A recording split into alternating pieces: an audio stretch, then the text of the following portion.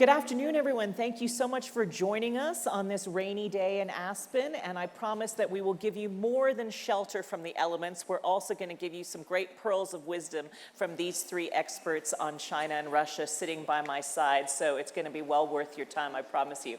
My name is Indira Lakshmanan, and for my whole career, I've been mostly a foreign correspondent for NPR, and then the Boston Globe, and then a State Department correspondent for 8 years covering Hillary Clinton and John Kerry. And I'm now a senior executive editor at National Geographic, where we take very seriously our mission to cover the world and everything in it. And I'm absolutely delighted to have at my side three of the best experts you can find in this country on China and Russia. First, Orville Schell, who has for his whole life been writing about China and publishing really forward-thinking analysis, and he's the director of the U.S. China Center at the Asia Society in New York.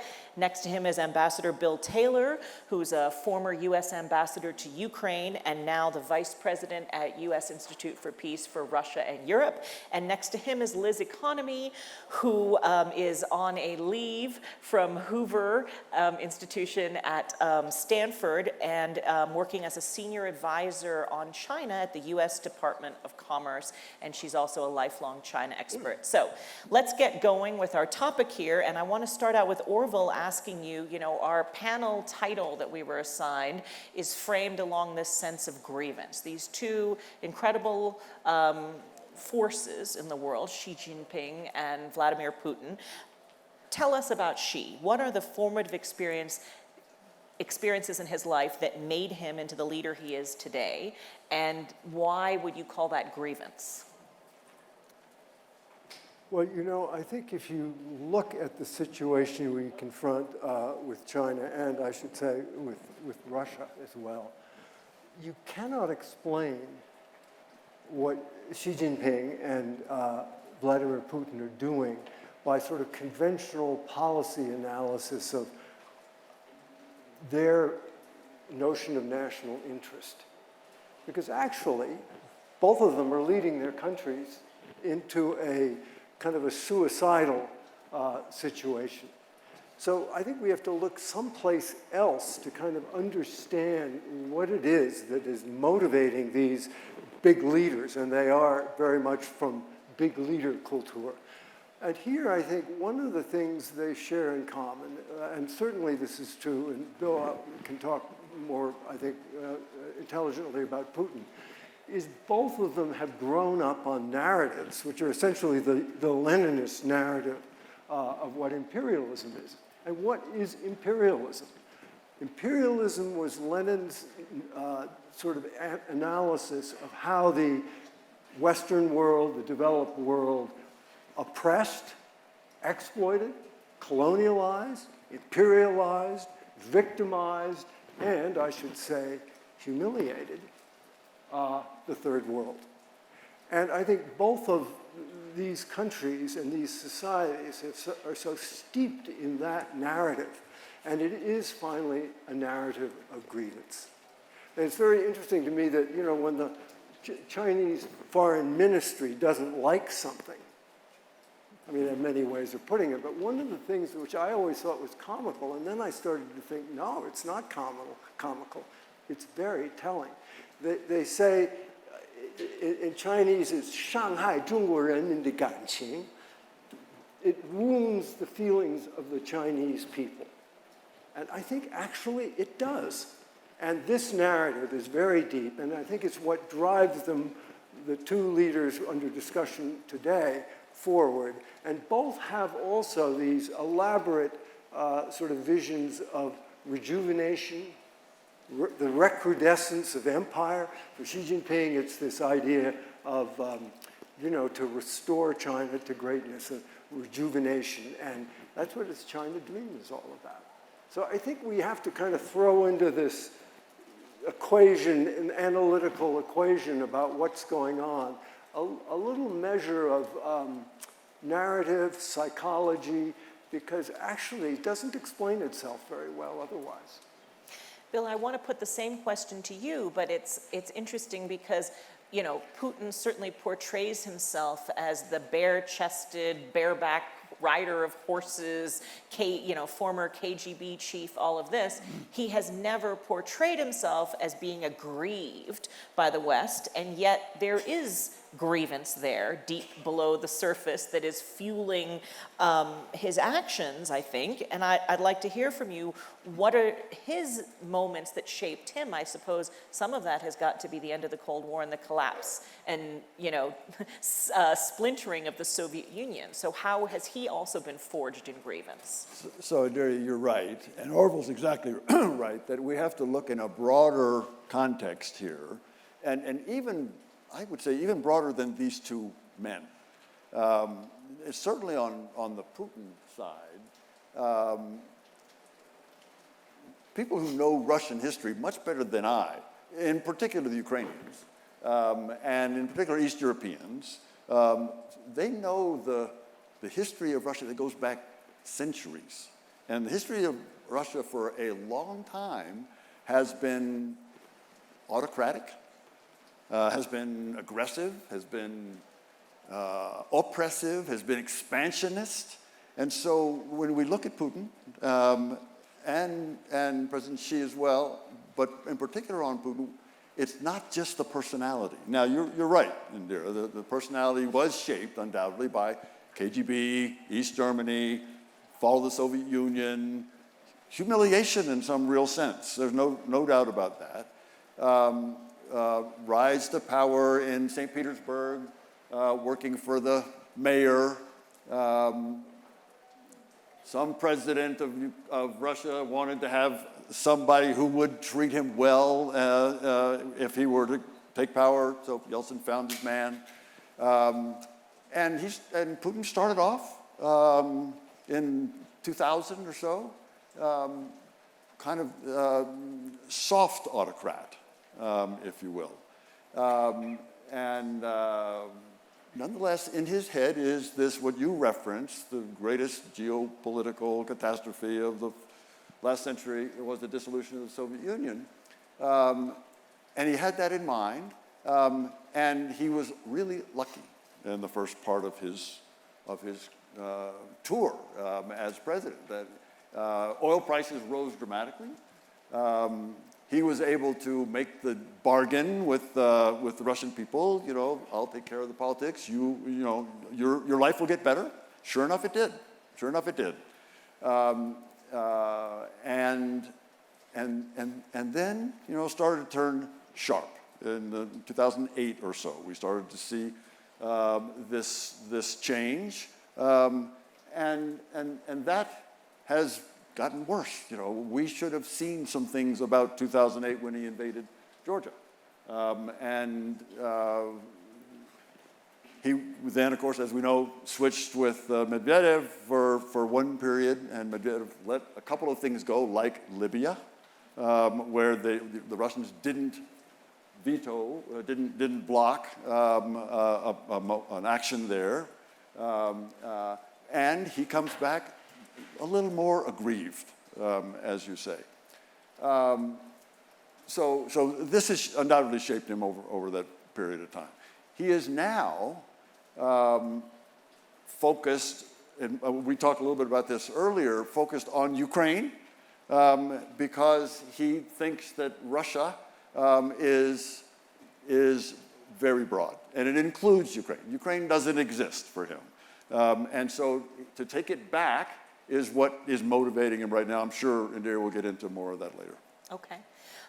Liz, Bill is talking about how Putin kind of made this deal with the Russian people that, you let me worry about the politics, albeit repressive ones, but your life will get better. Isn't that sort of the same deal that Xi Jinping, and for that matter, his predecessors made with the Chinese people? Certainly, I was based there from 97 to 2003, from the death of Deng Xiaoping at the beginning and then the end of SARS at the end. And just in those 7 years, standard of living shot up, and it's even, leagues beyond that now. So do you think that Xi Jinping, who now seems to be looking almost like Chinese leader for life, has he been successful in realizing his vision of rejuvenating the Chinese nation?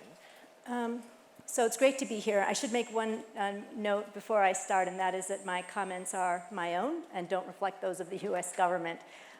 So putting that aside, I think that actually Xi Jinping's notion of the great rejuvenation of the Chinese nation does have a domestic component to it, but it is also much more about China's place on the world stage. And we can talk about what he's attempted to accomplish domestically, but you're right that all previous Chinese leaders since Deng Xiaoping have made economic growth and improving the standard of living of the Chinese people a top priority. That continues to be the case with Xi Jinping. But the way that he's gone about that on the home front is radically different from what came before. I mean, it's 180 degrees different. And so if you wanted just to encapsulate it, you would say that Xi Jinping is creating a China that's much more repressive and authoritarian at home, but much more ambitious and expansive abroad.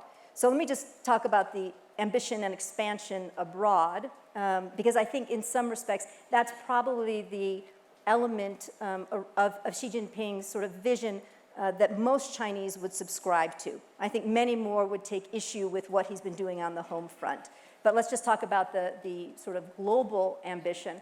And I think the good thing about Xi Jinping, one of the very few good things about Xi Jinping, is that he's published, I don't know, Orville, 2,000-3,000 pages worth of his speeches, over the past 10 years. So if you want to understand what his vision is, what his ambition is, you don't have to look very far. You can look to his 3 volumes of speeches and then kind of track what China has been doing on the ground, and you can really develop a pretty comprehensive and coherent picture of how Xi Jinping wants the world to look by 2049, which is one of the dates that he really puts out there, the 100th anniversary of the founding of the PRC.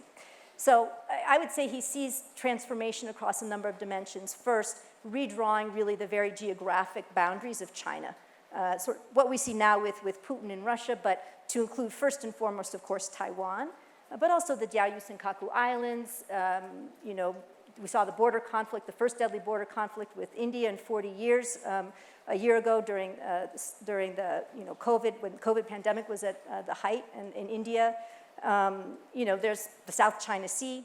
China claims 80% of the South China Sea. So really realizing China's territorial claims. I think that's the first big part of his ambition, and maybe the most important one. I think second is moving the United States out of the Asia-Pacific as the dominant power.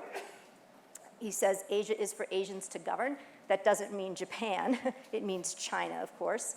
I think third, he's creating a China that in many respects is more insular economically, right? More self-sufficient. That's a big drive that we've seen, not only in the technology space, but also now increasingly he talks about agricultural self-sufficiency, energy self-sufficiency, a wide array of sectors where he wants Chinese companies to dominate. He still wants the international community to be dependent on China, but he doesn't want China to be dependent on the international community economically.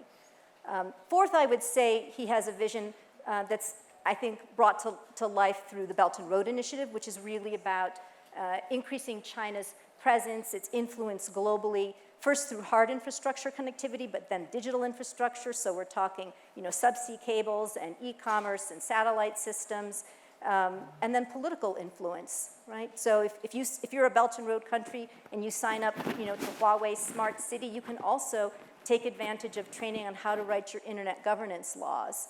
Right? How to manage the internet, how to cut off, bloggers that are saying things that you don't like. So there's that element. And of course, China, for the first time, has established a military logistics base in Djibouti, and there are more bases to come. I mean, this is a radical shift from what's come before. Having China have bases overseas, they've always said they would never do that. That's the provenance of the United States, right? A hegemonic power.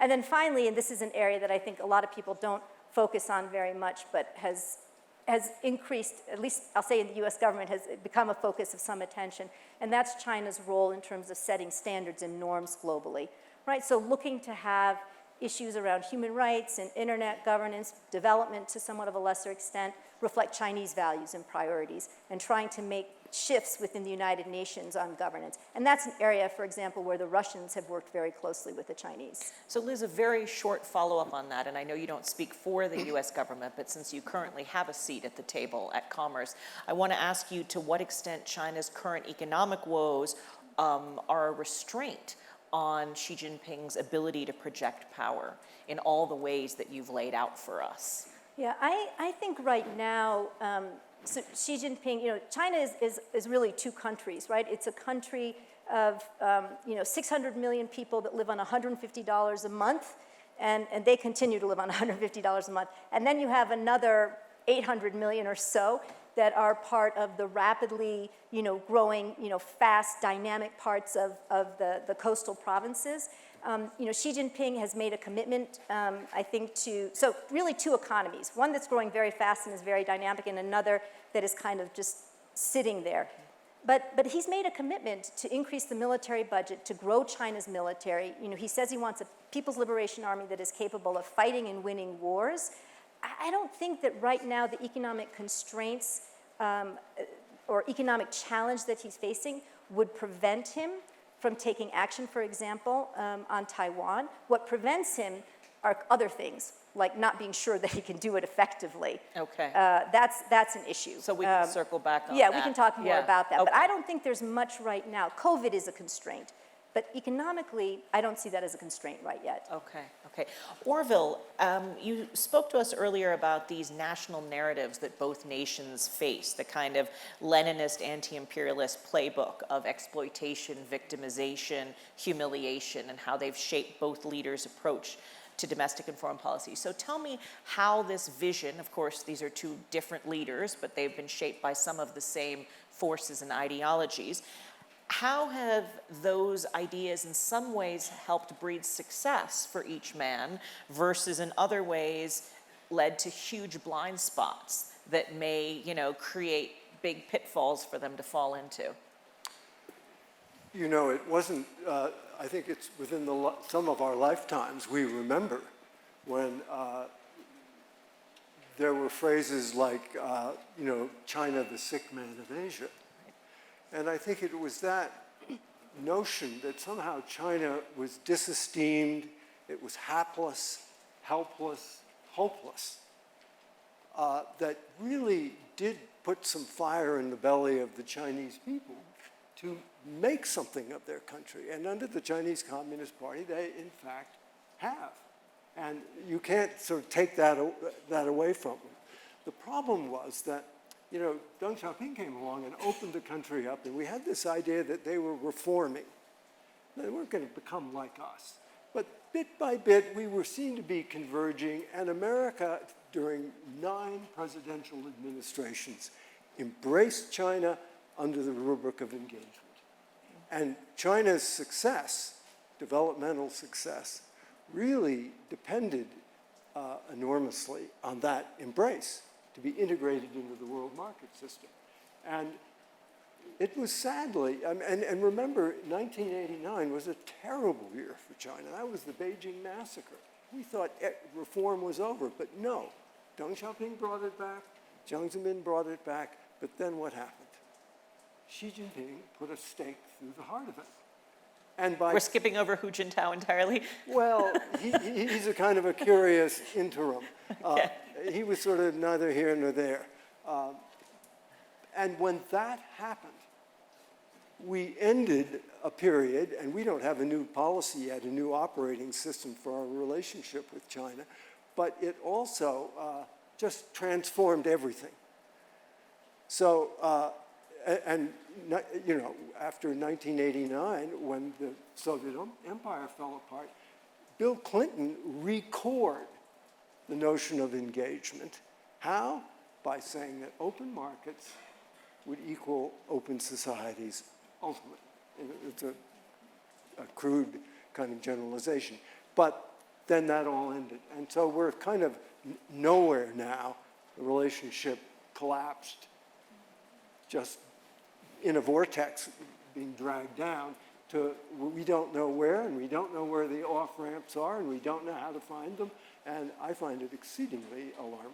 Well, it was less than 20 years ago that a lot of thinkers in Washington and elsewhere were talking about a G2.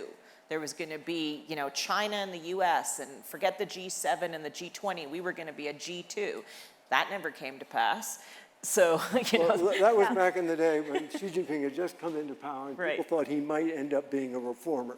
We were quickly disabused of of that. that, of that notion. I wrote a piece called the G2 Mirage, so I'm not associated with that. But that was a very popular It was. conception, something the Chinese themselves said they didn't want, but they really did want. They did want, yeah.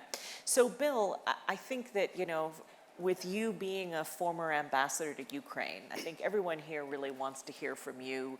Okay, Russia's got this grievance, Putin's got this grievance, as you've already explained to us. He doesn't even see Ukraine as an independent nation. He sees it as part of Mother Russia, which is why he had no compunction about going in and trying to grab it, and he didn't think that the world would mind all that much, because obviously with Crimea, nothing happened. He annexed Crimea, and you know, there were a few sanctions here and there, but it didn't really bite that hard.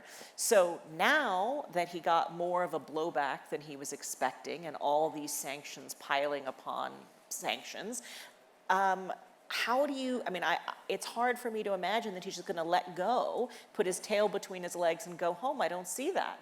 So how is this gonna end? Like, he's in a lot of pain economically, but I don't see him pulling out. So when do you see this war ending, and how do you see this war ending? And not to put too many questions together, but what implications is that gonna have for the US-Russia relationship, however this ends? So on the U.S.-Russia relationship, Andrew, just to go to your second question there first. As long as Vladimir Putin is the president of Russia, it's going to be very difficult to have any kind of a relationship between the United States and Russia. Not just because President Biden has called him a thug and a murderer and a war criminal.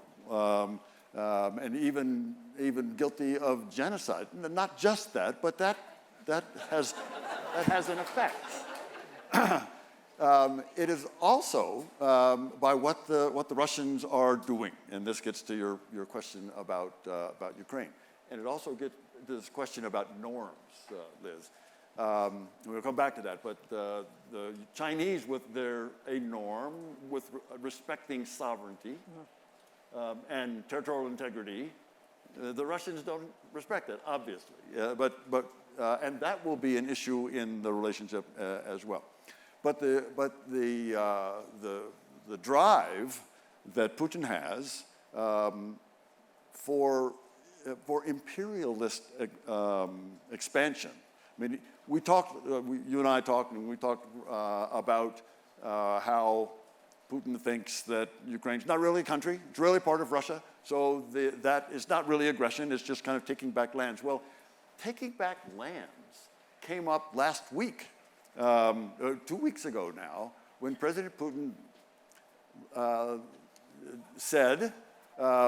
compared himself to Peter the Great. And he said, Peter the Great actually, was accused of invading Sweden and taking back some land from Finland and Sweden. No, he was just taking back lands that Russians had always owned, or Slavs had always owned. Which is to say that there's this imperial, some Ukrainian friends of mine call it an imperial gene, which the Ukrainians did not inherit, but the Russians have, or at least President Putin has, and that is this expansion. And so it starts with, and I think we'll see it on Ukraine, but if he is able, and this then we'll get into your question about how does this end, if he's able to succeed and take Ukraine, he won't stop there. He won't stop there. So how does this end? We've had this conversation a couple times. Robert and I have had this conversation many times, and there is a non-zero probability of a collapse of the Russian army. I don't know it's a high probability, it's not a high probability, but the Russian army has been beaten up for months now. They're having a hard time replenishing both people, men, soldiers, as well as technology in terms of precision-guided missions. By the way, the Commerce Department has an incredible role in this fight. Ukrainians on the battlefield You know this story. The Ukrainian battlefield will identify some components, some little parts of missiles or other things that have come from the Russian side and are now on Ukrainian territory, and they pick it up and they send it back to Kyiv, and Kyiv sends it to their ambassador here, Ambassador Markarova, and Ambassador Markarova goes in to see probably Liz and the Secretary of Commerce, and the Secretary of Commerce says, we know this component. We'll put it on the list. We'll put it on the no export list to the Russians. So the Commerce Department has a very strong role in this thing. And that gets to this question about how this ends. Because the Russians are hurting economically, as you've said. Not just because of these export controls, the export bans, but also because of the ability of banks to borrow money and pay pensions.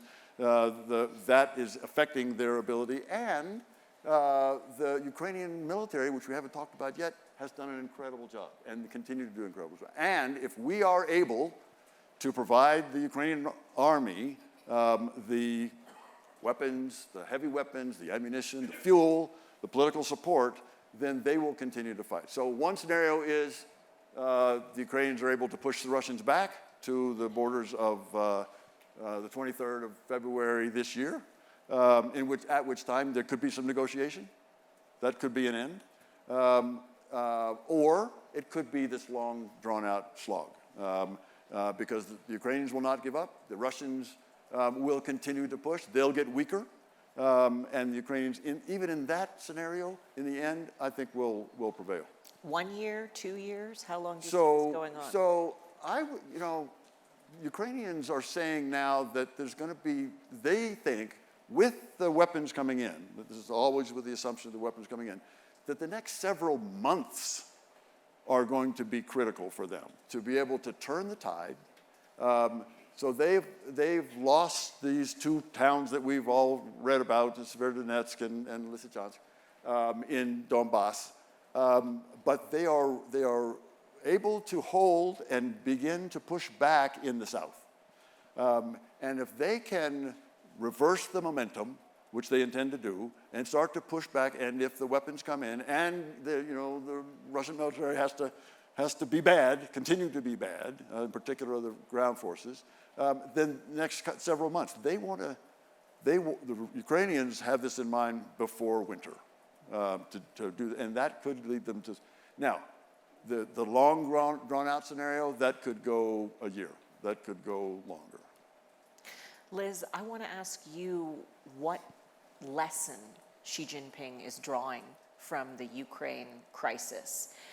Is he drawing the lesson of, the West isn't going to bother going in militarily.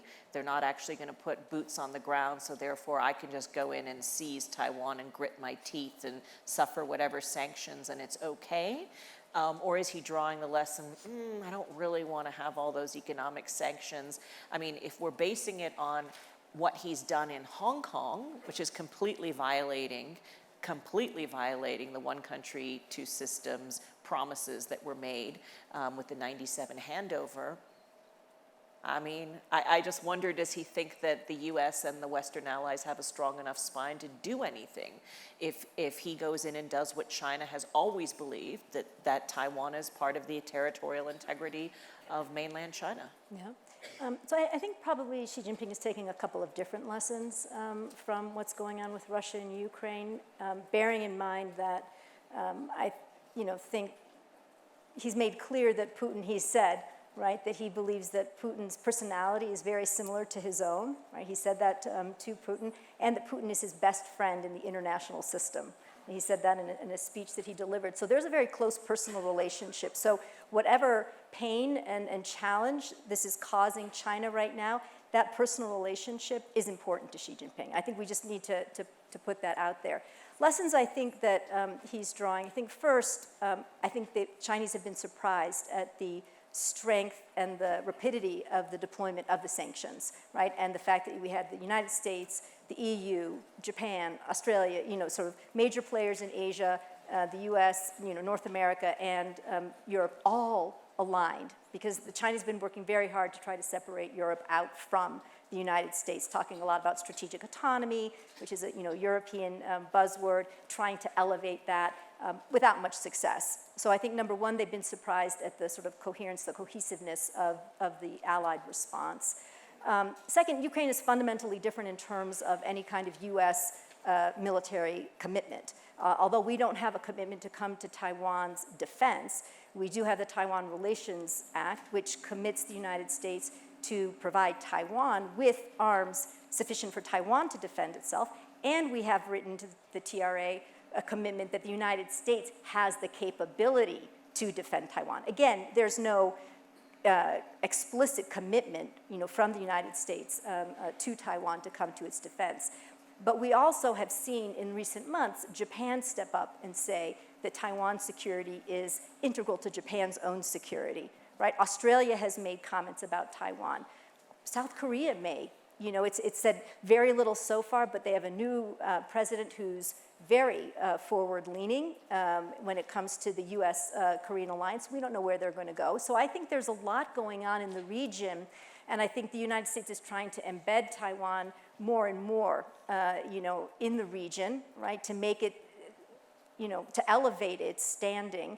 And I think, and to bring more players in so that if something were to happen, that the cost to China would be greater. So I think those are a couple of the lessons. I think other lessons are that Xi Jinping is working, as hard as possible, again, to make sure that supply chains, he has resilient supply chains within China so that if there were sanctions levied against China, that China would be prepared.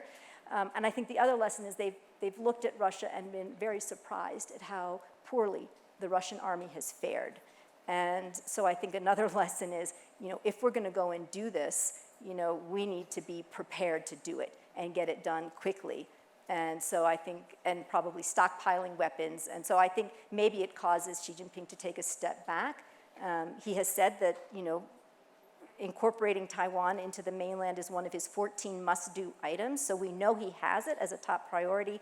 But I do think what's happening now with Russia and Ukraine is a cautionary tale for Xi Jinping, not something that leads him to believe that this is going to be easier than he ever thought.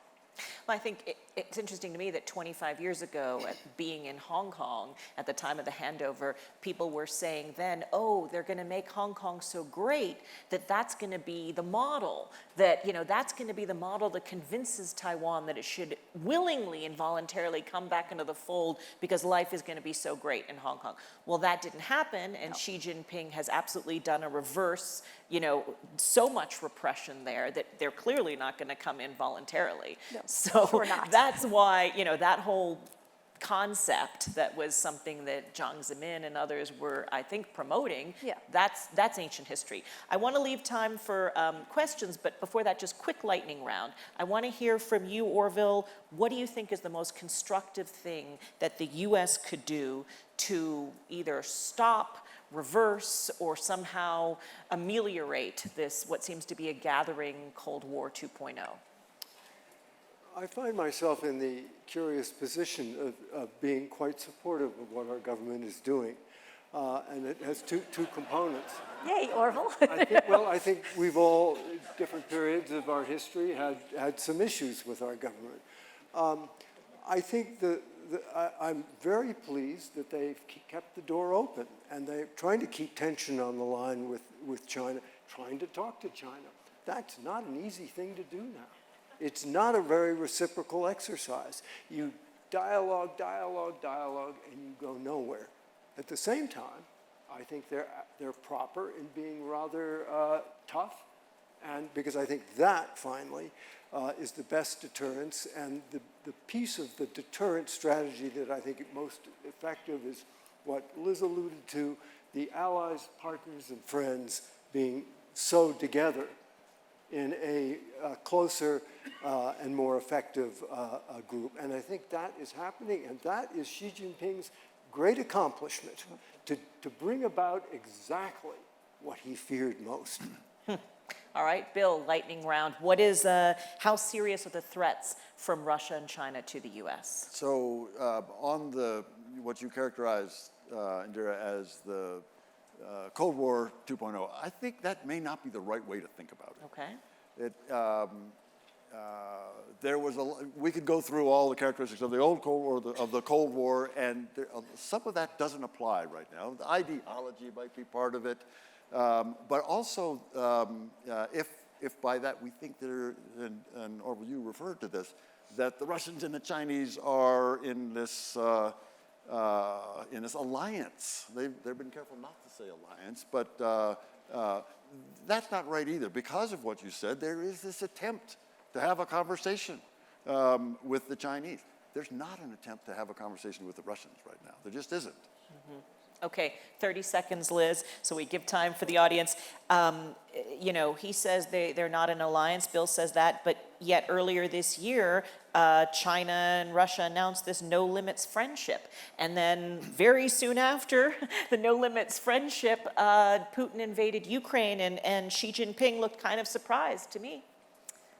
I don't think Xi Jinping was surprised. He might have been surprised at how far Russia went into Ukraine, but I doubt he was actually surprised, in part because the United States had been warning him for months that this was going to happen. So, but is there still no limits to the friendship, given that? Yeah, I mean, look, they're not providing, Russia with arms, but they are continuing what they call a normal economic relationship. So they're trading, they're investing, they're buying from Russia. They are adhering to the sanctions. They don't want secondary sanctions to be placed upon them, if they don't.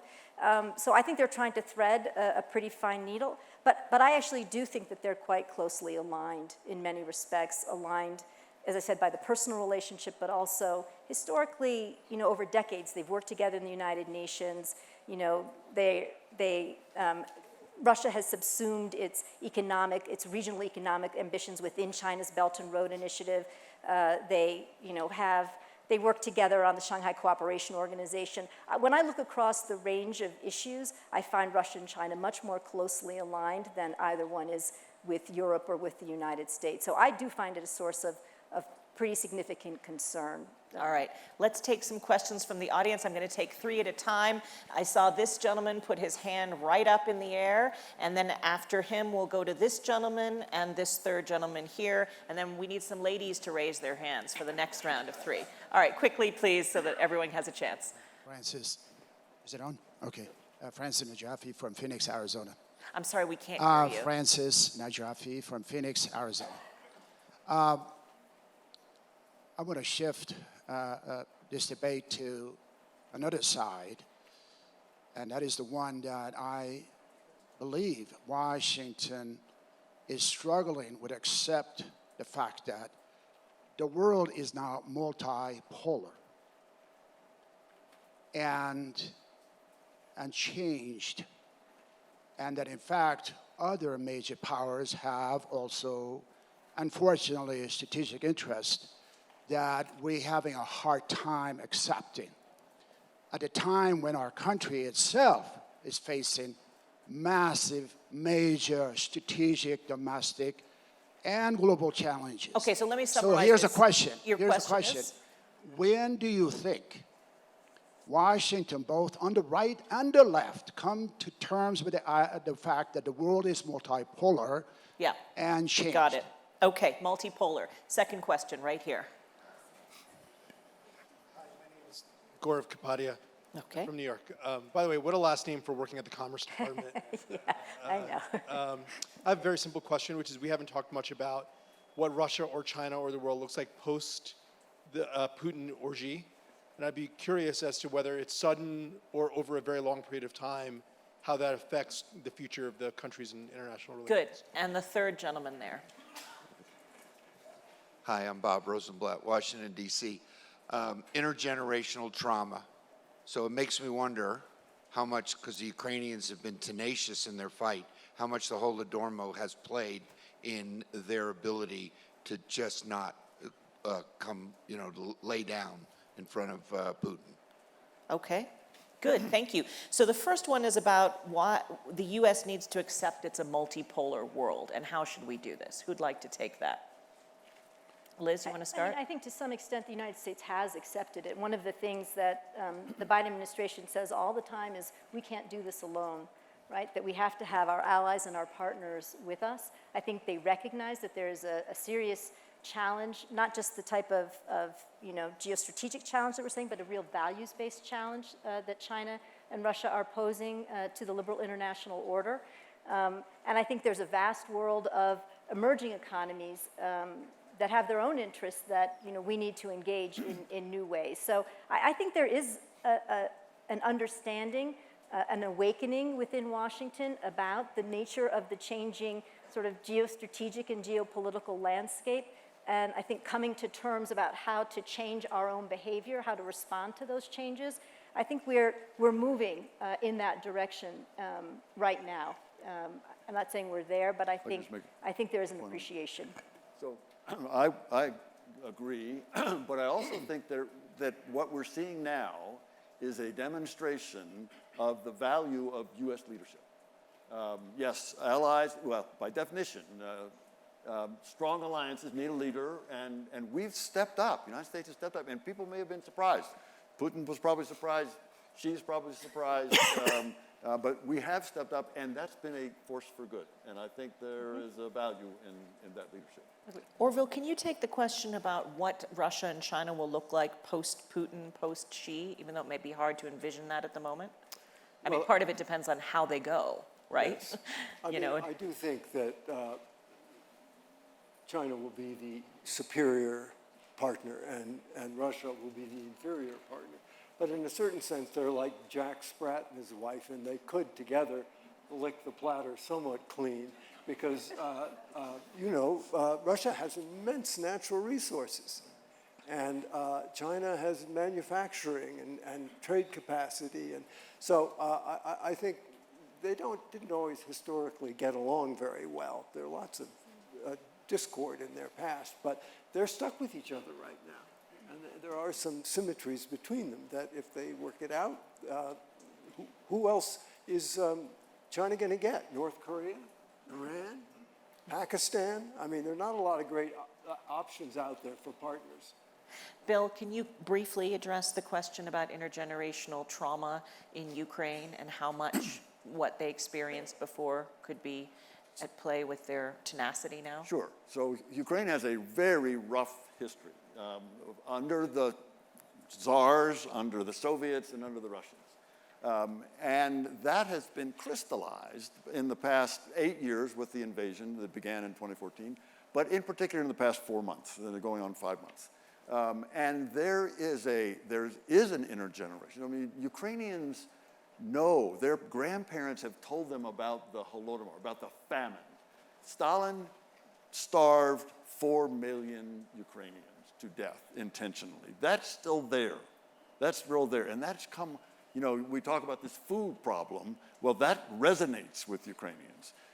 Ukrainians now hate Putin and they hate the Russians.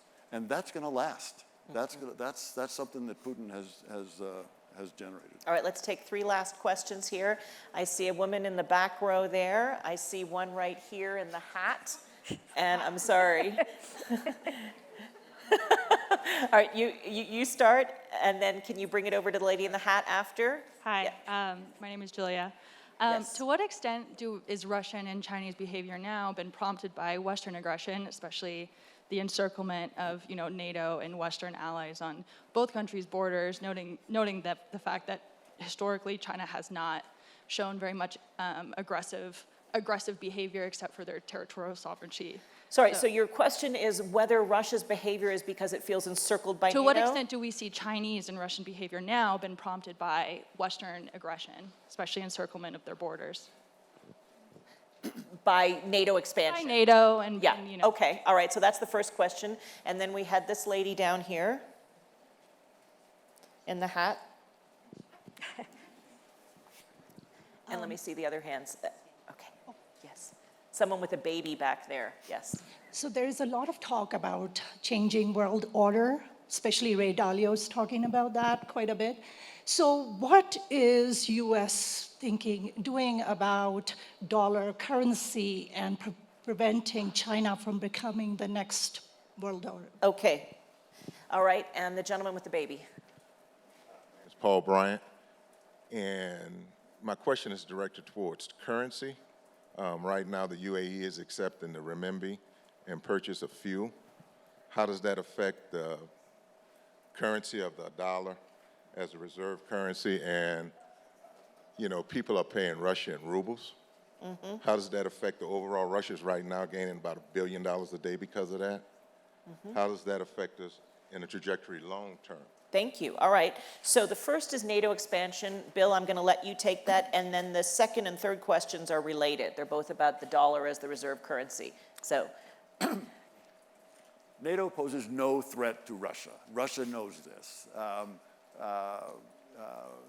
This has been very clear that over the past, well, since the Finns and the Swedes have noticed the Russian aggression against Ukraine, unprovoked and unjustified, and this aggression, again, the Swedes and the Finns know the history of Russia over the centuries as well, and they've applied to NATO, and interesting, and Putin says, actually, that's not a problem for us.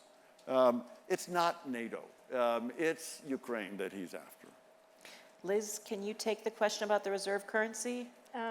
So China has for a long time hoped and worked toward having the renminbi play a larger role in global trade and investment. It has been making some strides in the past couple of years, but not that significant. The question is, over the next 3 to 5 years, as we watch, it has an alternative system to the SWIFT system. It has its digital yuan coming on board. Whether a constellation of factors actually lead to this outcome, I think that remains to be seen. There's, it needs to open its capital markets. It can do, bilateral trade in this way. It still doesn't change the overall dynamic. It doesn't change the overall, its percentage is still so small in terms of, it was at 2%, maybe it's up a little bit from there. Yeah, well, anyway.